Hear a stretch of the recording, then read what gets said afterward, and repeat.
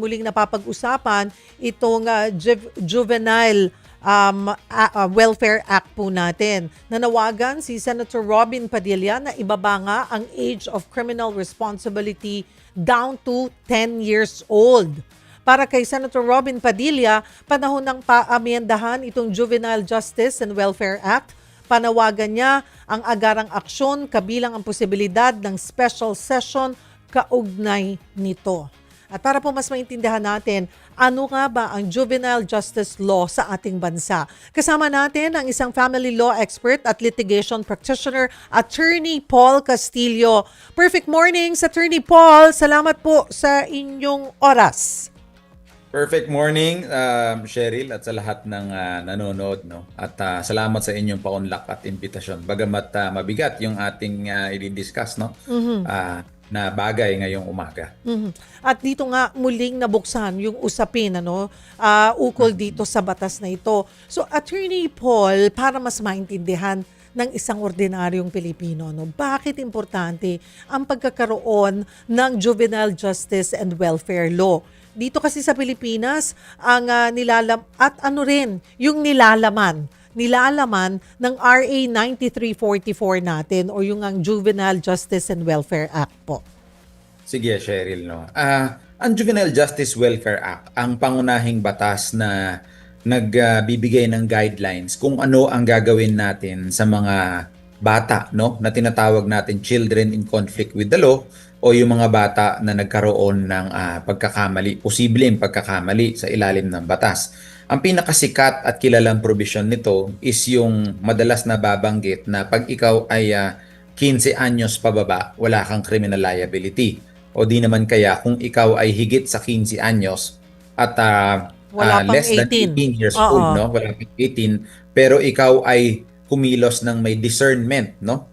Ikaw ay may potential criminal liability. Ibig sabihin ng discernment, Cheryl, is alam mo yung mali at tama. Alam mo na yung consequences ng ginagawa mo, no? So meron kang pag-iisip na ganun. So kung halimbawa ikaw ay below 18 years old pero nagkaroon ng conclusion na wala kang discernment o hindi mo alam kung ano yung mali sa tama doon sa nangyari, maaari din na wala kang criminal liability. So yon ang pinakakilalang provision ng Juvenile Justice Welfare Act. Pero siguro kasi hindi na lalaman ng iba o hindi masyado na didiscuss, Cheryl, no, na actually mahaba yung batas, no?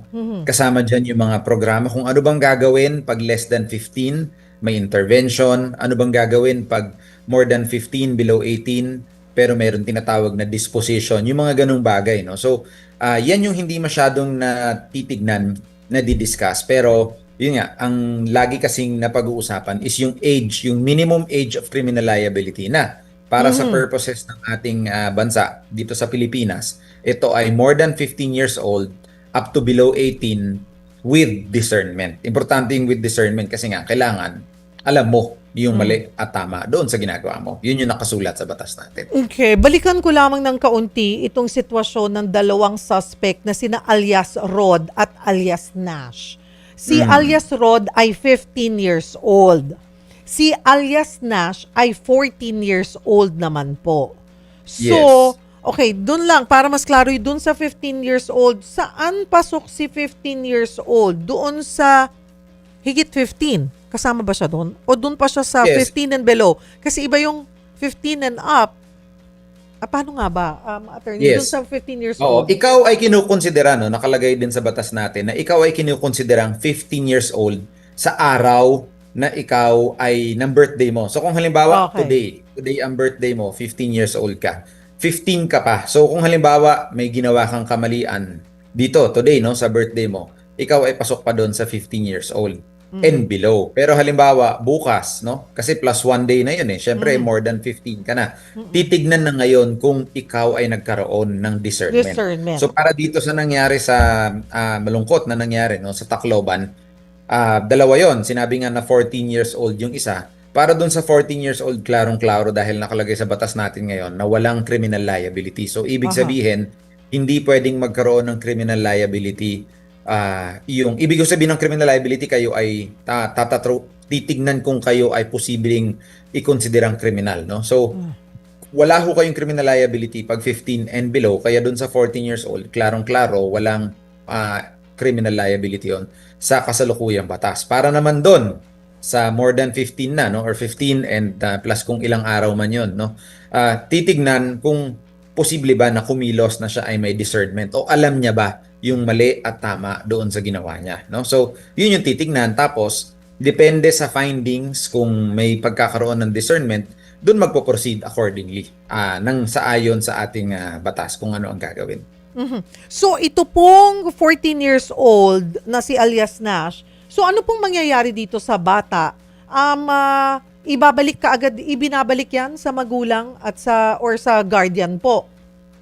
Not automatically, Cheryl. Kasi titignan yung circumstances. Kung halimbawa, meron na ba siyang record na nangyari before, meron kasi tayong tinatawag na intervention program. Ibig sabihin ng intervention program, no, as the word implies, nagkakaroon ng pagpasok ang estado para tulungan yung bata na siguraduhin na kung halimbawa repeat offender na pala siya or may iba na siyang record, para siguraduhin na talagang hindi na mauulit, na talagang alam niya na dapat ang pagbabago ay ganito. Kasi tatandaan ho natin, no, ang purpose ng juvenile justice law is reforma.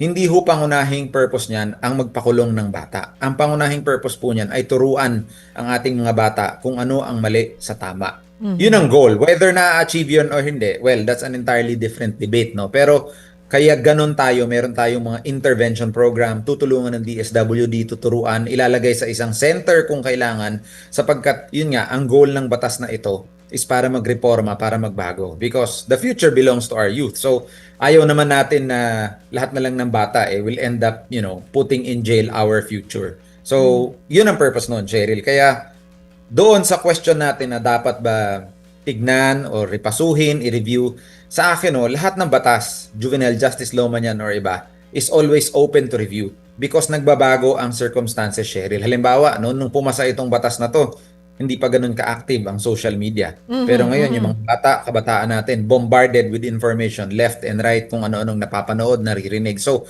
maaaring iba na yung circumstances. Pero, dapat holistic approach, Cheryl. Hindi ibig sabihin na madali kasi magbaba ng edad.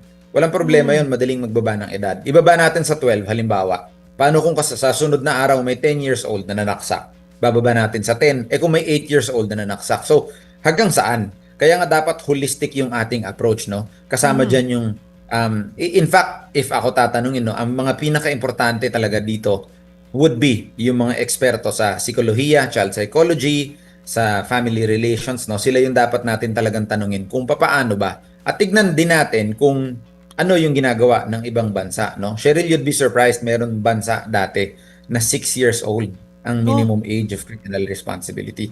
Pero, ang ginagawa doon sa bansa na yon ay dinidifferentiate. Ibig sabihin, may mga krimen na quote-unquote mas mababa, yon pwedeng walang criminal liability. Pero pag mas seryoso yung krimen, pwedeng magkaroon ng criminal liability. So, yun yung mga pwede natin tignan. Sa batas natin ngayon, may ganun tayo, may tinatawag na serious crimes, no? So, tapos iba din yung effect. So, ganun lagi dapat tayo, holistic, repasuhin, bisitahin. Yes, I'm all for that, no? To study it carefully. Pero dapat holistic. Hindi lang ibaba yung age, basta-basta, kasi for me, isang aspeto lang yon. Maraming aspeto sa juvenile justice welfare natin. Okay. Dito po sa batas na ito ay naroon din ba yung kumbaga ay hati kung ito yung mga nagawa na seryoso at hindi? May ganoon bang pagkakaiba or walang ganoon? Hindi, meron ganoon, Meron. Cheryl. Halimbawa, kung ikaw ay more than 15 years of age at below 18, titignan kung yung offense mo ay matatawag na serious, no? Yung serious nandyan, of course. Murder, yung matataas yung penalty, Homicide, no? Meron din naman yung mas mababa yung penalty, pwede ka magkaroon ng tinatawag na diversion. Ibig sabihin, kung halimbawa, yung penalty sa batas nung di umano'y nagawa mo, 6 years, pwede ka ilagay sa diversion. Instead na dumiretso ka na sa korte, baka pwedeng dumaan ka sa diversion program para tignan muna kung pwede kang mariporma. So may mga ganon. So mayroon naman differentiation. So nandiyan na yan sa batas, pwede natin tignan ulit. Pwede bang ibahin, Cheryl, na sa mga adult offenders, mas mataas yung penalty? sa bata, mas mababa, no? Kasi ayaw naman siguro natin, Cheryl, na 15 years old, 40 years na siyang nakakulong. I mean, nasa Lifetime. ng reforma, no? So, kailangan nga tignan. Kailangan tignan. Kasi, yung future ng bata is in front of him or her, no? So, yun yung mga ibang konsiderasyon. So, yes, i-review natin, but holistic. Tignan natin lahat kung each and every aspect ng juvenile justice. Wag lang natin isipin, babaan natin yung edad para Hindi. matapos na to because for me, hindi ganun ang approach, but it should be a holistic approach sa lahat ng aspeto ng juvenile justice welfare system natin. Na ganun kadalasan yung maririnig mong reaksyon. Below 15 years old naman yan, walang criminal liability yan. Nasabi nyo nga, doon tayo masyadong nagpo-focus just on the age. Pero Yes. meron din pala ganito na yung hatiyan, depende kung serious offense yun or hindi. Doon din Yes. babatay kung anong parusa ang ipapataw sa'yo. Yes, kung ano yung programa, not necessarily yung parusa. Oh. Well, iba din yung parusa ng syempre ng ibang offense, no? Pero dahil sa mga bata, may ibang proseso na ginagawa, Cheryl, kung yung penalty ng offense na di umano yung nagawa mo ay mas mababa. Yun yung tinatawag na diversion. Yun nga, dadaan ka sa pwedeng community service. Marami kasi yan diversion program, no? So, titignan kung ano yung naangkop sa'yo. Para nga ang goal is reforma, mabago ka. Dahil yes, nagkamali, pero tinitignan kung pwedeng mareforma at maging mabuting contributor o dagdag sa ating society, no, para sa future mo. Kasi nga, yun ang goal natin eh. Welfare, no, juvenile justice welfare. Ibig sabihin, gusto nating masigurado na yung mga bata natin ay mapoprotektahan natin. Kasi Cheryl, syempre ngayon, pag hindi tayo personally involved, madaling sabihin, hindi, babaan natin yung edad. Pero what if it was your child? No? What if yung anak mo? So, titignan mo rin ng mabuti kung ano ba talaga yung nakabubuti para sa sangkalahatan. Tignan natin ang best practices around the world dahil magandang usapan ito around the world, no? Kung ano ba talaga ang edad na dapat may criminal responsibility. All things considered, social, cultural, economic, mga ganon. At dito doon po sa sinasabi nating diversion program, madami, 'di ba? Sino po ang magde-decide niyan kung gaano kabigat, gaano katagal, or gaano kasimple lamang yung ibibigay na diversion program?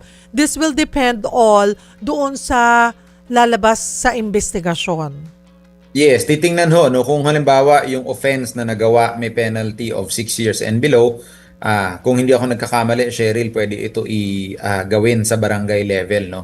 Kung namang hanggang 12 years yung penalty doon sa offense na di umano'y nagawa, pwedeng gawin yung diversion program ng may tulong ng korte. Kasama dyan, syempre, yung DSWD kasi titignan kung ano ba yung angkop na diversion program para sa'yo. Kung community service ba, ipapasok ka ba sa isang institusyon para mag-aral, no? Yung mga ganung bagay. Titignan yun. Syempre, for the more serious offenses, Cheryl, no, yung matataas talaga yung penalty, hindi na magda-diversion, diretso na sa proceeding sa court, and then titignan ng court, doon na magpapatuloy na yon at lilitisin na ng korte yung kaso. So, hindi po sa lahat ng insidente na nakagawa ng mali ang isang minor de edad ay aabot sa korte na korte ang magdedesisyon.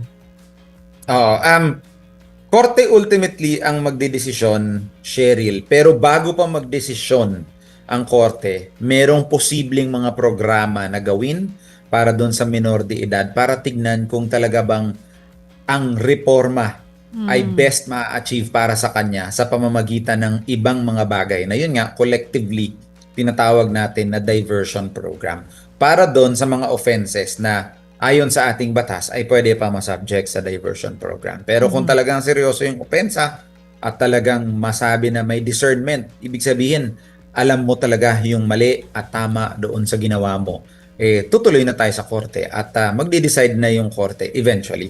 Doon sa may diversion, magde-decide din yung korte kasi korte lang makakapagsabi na pasado ka sa diversion mo kaya pwede kang i-release or satisfied na ako doon sa nangyari. Ultimately, court magde-decide pero before the court gets to decide even, no? Titignan yung age mo, discernment mo, seriousness ng opensa mo, ano ba talaga exactly yung nangyari, at yung mga steps ay madidetermine base doon. Yung pong role ng mga magulang, pagdating po dito sa batas na ito, mayroon din po sila bang pananagutan? Yes, meron pananagutan, Cheryl, no? Nakalagay din sa ating juvenile justice law na walang criminal liability ang magulang, Cheryl, no? Para doon sa criminal act na posibleng nagawa ng kanilang anak. Kasi criminal liability is personal. Ibig sabihin, kung ang bata yung nanaksak or nanakit, yung posibleng criminal liability ay kanya lamang, hindi doon sa magulang. Pero nakalagay din sa ating ibang batas, no? Family Code at sa iba pa nating batas na ang mga magulang na nag-exercise ng parental authority sa kanilang minor children, no, ay pwedeng managot para dun sa danyos o perwisyo o damage na nagawa ng kanilang mga minor children. So kung halimbawa, no, yung inyo pong anak ay may sinirang ari-arian ng kapitbahay, kung adult yan, posibleng malicious mischief, criminal liability kagad yan, at civil liability doon sa bata. Pero dahil minor yan, pwedeng panagutin yung mga magulang. O di naman kaya, hindi lang magulang, Cheryl, no? Kung sino man yung nangangasiwa ng parental authority o kung sino man yung tumatayong magulang nung bata nung nangyari yon. So, halimbawa ako, nakatira sa lolo, lola, or sa ibang relatives kasi kunwari wala na yung parents, no? Posibleng magkaroon sila ng exposure doon sa danyos o kabayaran para doon sa kamalian na nagawa nung kanilang minor na anak, apo o relative noon nakatira sa kanila at sila ang tumatayong magulang. Puntahan ko rin po yung usapin doon sa mga biktima naman. So paano pinoprotektahan po ng batas yung mga biktima at kanilang pamilya? Mayroon po bang mekanismo para sa danyos o compensation sa mga biktima nga po dito sa krimen? Yes, oo. Gaya ng nabanggit ko, Cheryl, no? Lahat ng criminal liability ay may kasamang civil liability o yung, para pasimplihan natin, yung tinatawag na danyos, no? O damages. So, kung merong nagawang kamalian, liban pa sa posibleng criminal proceedings doon sa bata, no? At posibleng penalty niya or pagkakakulong o iba pang programa doon sa nakagawa, meron din tayo sa kabilang banda. At syempre, importante din na protektahan natin yung biktima. So, kasama doon sa magiging hatol is yung danyos, no? Or yung damages or kabayaran para sa nangyari. Of course, ang buhay ay priceless, no? Pero syempre, nilagyan din ng batas natin ng paraan at mekanismo kung papaano makompute, no? Kung magkano ang posibleng danyos or damages para sa isang taong na-injure, para sa isang taong namatay, para sa mga kagamitan na nasira o nawala. So may mekanismo yan, may paraan yan para makompute, tinitignan, at yun naman ay kung mapakita ng maayos, no, ay ibibigay din dun sa biktima o sa pamilya ng biktima. So yun yung isa sa mga protection, paraan ng protection at parang compensation or repatriation. Even if alam natin, syempre walang kapalit ang buhay, pero kahit papano, no, nilagyan ng batas natin ng paraan na at least merong kabayaran para sa nangyari. So ito ay manggagaling sa mga magulang nitong mga menor de edad. Yes, Sila pag ang minor de edad, magpupuno nitong compensation. yes, Cheryl, no, by express provision ng ating family code. Actually, nasa family code na yan na yun nga, yung mga magulang ng bata o kung sino man ang tumatayong magulang ng mga bata ay magiging liable para dun sa mga danyos na nagawa nung kanilang mga minor de edad na anak o kung sino man yung nasa kanilang pangangalaga at sila ang tumatayong magulang. So sa kanila yun. Kasi syempre, Cheryl, realistically, no, wala namang mababayad yung bata. Generally, kasi wala namang trabaho, no, malamang estudyante pa, etc. So, binibigay yung responsibility doon sa magulang o kung sino man yung tumatayong magulang. Then again, kagaya po nito, merong nasa ICU, critical, nasa 20 ang sugatan, 3 ang namatay, attorney. We don't have any background yet on the family, but posibleng hirap din sa buhay, yung walang sapat na kakayanan para dito sa danyos. Paano po ang mangyayari doon? Yes, no. Of course, we can only get up to the extent na talagang meron or kaya, no. So, kung halimbawa may ilang ari-arian, Cheryl, no, pwede naman yan habulin din kung halimbawa may ari-arian yung pamilya. Kasi normal yan, no, sa damages case, pwedeng habulin yung iba mong ari-arian at ito ay pwedeng maibenta para ma-liquidate at para yun yung kung ano man yung makukuha doon, yun yung pwedeng maging kabayaran sa danyos. Pero syempre realistically, Cheryl, no? Sabi ko nga, lagi ko nga sinasabi is you cannot get water out of a dry well. Ibig sabihin, kung wala na hong laman ang balon, wala din ho kayong kukunin. So to the extent lang na makukuha nyo, to the maximum extent na pinapahintulutan ng ating batas, at to the extent na merong makukuha, yun yung posibleng magkaroon ng award ng damages. Okay. Again, dito po sa ating batas na ito ay bilang isang abogado, Attorney Paul, ay sa pananaw nyo nga ay sapat na yung kasalukuyang batas ba o kailangan itong amyendahan at kung may dapat baguhin, ano yung pinakamahalagang reforma na dapat pagtuunan ng pansin? Sa akin, Cheryl, base sa mga nangyayari recently na nakakalungkot, tignan natin doon sa aspeto ng edad kung pwede ba nating i-differentiate yung pwede nating sigurong babaan yung edad ng criminal responsibility pero iba din yung penalty. Sa akin kasi, hindi natin pwedeng ibahin yung edad ng criminal responsibility pero yung penalty pang adult. No? So halimbawa, kunwari gawin natin 14 or 12, no? Gaya ng ibang bansa, kasi may mga ibang bansa na ganun. Pero sa kanila, yung penalty, iniiba din nila. So halimbawa, pwedeng may criminal responsibility pero kabayaran o yung pagkakakulong ay mas mababa o di naman kaya'y ilalagay sa isang institusyon. So yun yung mga titignan natin. No? Pero yun nga, wala akong exact number kasi gaya ng sabi ko, no, mas magandang tanongin natin ng mga eksperto dito, child psychologists at ibang eksperto sa paano nabubuo ang isipan ng isang bata from birth to adulthood at paano natin masasabi na talagang yung kanyang kinilos ay alam niya at alam niya yung mali sa tama. No? So sa akin, pwede natin tignan yung responsibility but at the same time, yung effect, hindi pwedeng pareho as if adult ka. So yes, we can look at the age, no? Pero yung epekto, hindi dapat pareho sa adult. Kasi syempre, at the end of the day, Cheryl, bata pa rin yan, no? Yes, may epekto dapat yan para magtanda, para matuto. Pero hindi yung parehong epekto na as if 30-year-old, 40-year-old yung gumawa. Because a 14-year-old is not a 30 or 40-year-old. At ibang isipan, iba yung kultura, iba yung circumstances. So yun yung maganda natin tignan na posibleng para pag-aralan muli itong batas na ito. Marami pong salamat sa inyong oras, Attorney Paul Castillo. Thank you for making time.